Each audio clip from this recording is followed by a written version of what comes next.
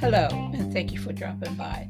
This is season 2, episode 2. I will continue my journey, continue telling my testimony, continue to help single women everywhere. It's all about blessing other single women, letting them know they have a place in life and that they can go on through whatever they have been through, they can succeed. Thank you for listening. Hello. I want to talk about the day I thought I was totally delivered from the abuse. I got into a relationship with a minister, and um, it was nice.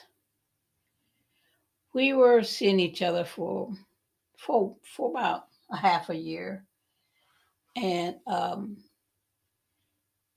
he proposed to me and said he wanted to marry me, and I'm so excited, so happy. I said yes. So I was getting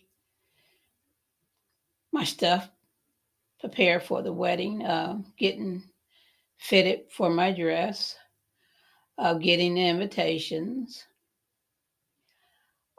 picking out who's going to be flower girl and maid of honor and all of that, and the colors I wanted, um, the type of invitation of how I wanted it to look, um, everything about it. What type of cake, where the reception is going to be at, who is going to marry me, where the wedding was going to be at. I was so excited. I was so elated. Here it is. I've been asked to be married. I was proposed to, and I was just so excited, overjoyed, just full of laughter, telling people I'm getting married, and you know, went to get fitted for the dress and picked out the dress I wanted, and I had to make alterations to the dress and everything, and wanted to have a certain type of veil. They want it real long, but I want it long enough, want to look nice, want to look pretty because I was excited. I'm getting married. I was telling people I'm getting married. Oh, I'm so happy. Finally, someone is wanting to marry me. A man loves me, asks me to be his wife. Oh, the joy that I felt, the peace that I felt. And I, talked about it to different people when it showed my dress and had the design of the invitations and had everything written down how I wanted it to go, how I wanted it, everything to be perfect because this was my special day, my day of happiness, my unbelievable day that I'm telling myself, I can't believe it. I have been proposed to. I'm getting married. And, after I, got everything and was paying down on my wedding dress and uh, getting the names together of who I was going to send invitations to and, getting the flowers arrangement and all that, how I wanted my bouquet to look like. Man, I was so happy. I was on top of the world. And oh my God. And then I was at the apartment, you know, cleaning up, walking around, smiling, happy, thinking about the wedding, thinking about everything. And there was I happened to look on the floor and there was a envelope on the floor by the door. So I went, picked it up, opened up the envelope. There was a card in there, a card. Open up the card, and I start reading. And I said to myself, "Oh, this can't be. This is not. Something's wrong here." The minister that proposed to me didn't have enough of respect, enough of love to tell me in person. He wrote it on a piece of paper saying, "I am so sorry." The more I thought about it, the more I talked to other people about me proposing and marrying you, the more I listened, the more I heard people say, that, I had 3 children. And that was a big thing, that he just listened to other people and that he couldn't see, starting a marriage out with 3 children. I mean, he knew I had 3 children when he proposed. He knew I had 3 children when we met. I introduced my children to him. So it wasn't something that I sprung on him. He knew it. And the letter went on to say, this relationship is this here proposal. I have to take it back. Um, I'm not ready to be a father to some other man's kids. I'm not ready to take on that responsibility. I don't have that much love to give to you and your 3 children. And I sat down on the couch and I read that note 3 times because I kept telling myself I must be dreaming, must be a nightmare, what's going on. And after I sat there, the kids were in school. I sat on the couch and I cried. I said, "Why me? What did I do now?" And then here come the sadness that I thought was gone. Here come the anger that I thought was gone. Here come the frustration that I just knew was gone. I stayed next door to people that did drugs. We were friends, and I didn't, judge them, or anything. So I went and I knocked on their door, and the guy said, "Hey, what's up?" And I said, "Could I come in?" He said, "Sure. What's going on?" Him and his girlfriend were there, and they had a table full of weed.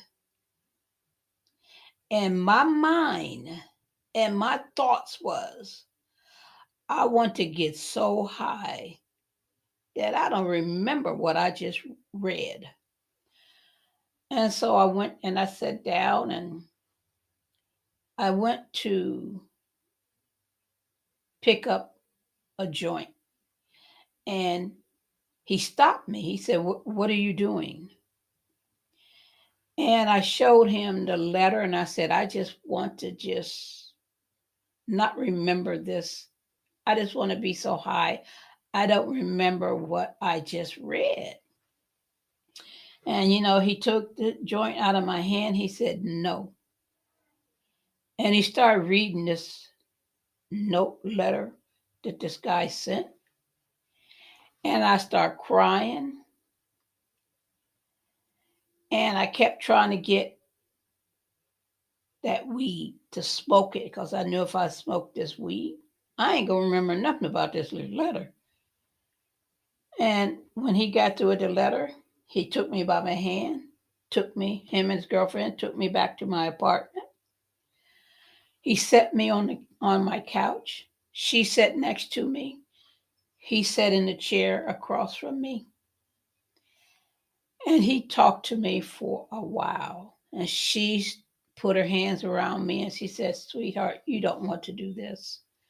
I know you're hurting. I know this is hurting. And I cannot imagine how bad it hurts, but I can imagine that it hurts.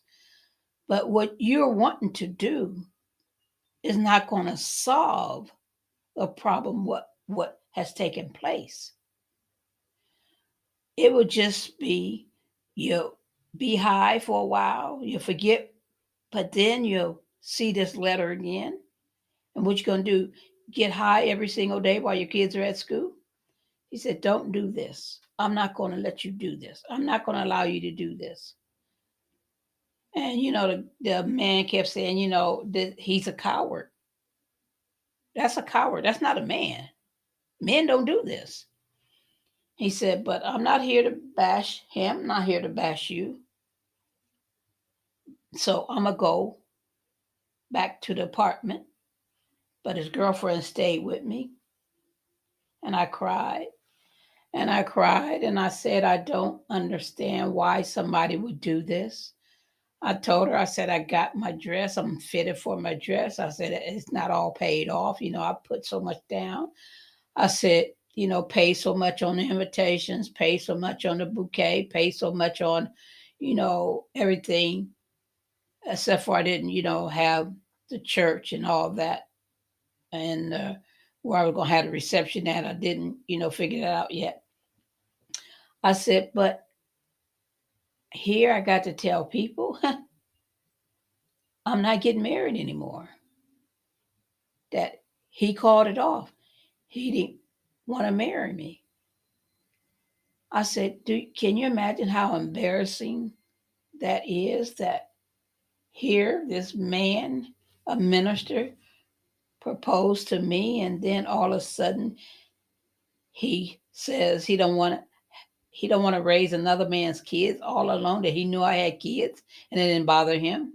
But all of a sudden he changes his mind. Tell me he don't want to be no other man children's father. He don't want to take that responsibility." But he never said anything about it when we were dating. He, loved being around my kids, would take my son and they would go, fishing, and, we would spend time in the park. He never had an issue. And now all of a sudden he has an issue. And I told the woman, I said, "I don't understand why I'm always going going with the wrong man." Then I told her about the abusive relationship that I was in, and she listened. And she said, "I can listen to you, and I want to listen to you, but I never been in an abusive relationship, so I don't really know how you feel, but I know you're hurting." And I sat there and we talked for a couple of hours. Then she went over to her apartment. I had to get myself together my kids came home. Had to, wash my face, wipe the tears, shake it off, so to speak, because I didn't want them to see how bad I was hurting. So when they came home, I broke the news to them. They were kind of hurt. And they said, "Mom, that's all right. You're going to be okay. It's going to be okay. We love you. You're beautiful. You're an awesome mom. It'll be okay, Mom." And they would come and they would hug me. And they would, make cookies. Say, "Well, Mom, let me do this. Let me fix this for you. You just sit down and relax." They came and, had me sit down, and I fought the tears back. I fought them tears because I didn't want them to see me crying. because I knew it would have been an uncontrollable cry, so I fought to keep the tears away. And then, after a couple of months, I got over this man, but the feeling, the frustration, the emptiness, here come that their baggage. Here it comes all over again. So I had to do the steps again. I had to go back, write down the goals that I need to accomplish, the steps I need to take to reach and get back to where I was before the proposal came. So I had to go through that period of sadness. And I didn't see that man no more. Didn't hear from him. He changed his phone number. And I had to adjust to people I felt looking at me funny, looking at me, I felt laughing, looking at me pointing their finger. I felt saying, well, that's what you get. So things that happened at the time, I didn't know, but everything that happens in your life, there's a reason for it taking place, because there's somebody, there's a young lady is going to go through or have been, and you could help that young lady and express yourself and let that young lady know, I know, I've been there. I got you. Let's talk. I know. And that's why I am doing another reason I'm doing this podcast, to tell you about my life, to let you know. If you ask me about it, I'm going to tell you. I'm not going to hold nothing back, lie about anything. It's going to be truth. It's going to be exactly what I went through. So it's just another part of what I've been through in my lifetime. So I pray that I said something that you heard and want to comment on. I'll read your comments. Once again, thank you for dropping by. Thank you for taking time listening. Be blessed.